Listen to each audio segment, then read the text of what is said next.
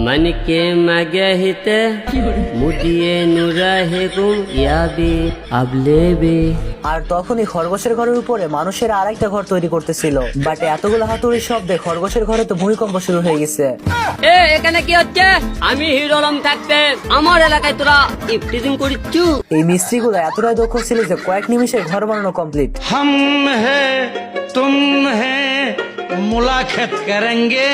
এই গান শুনে হিরো আলমের মেজাজ তো পুরা খারাপ হয়ে যায়। হিরো আলম ভালুকের চামড়ার মধ্যে উঠে মুখ দিয়ে বেরোতে যায়।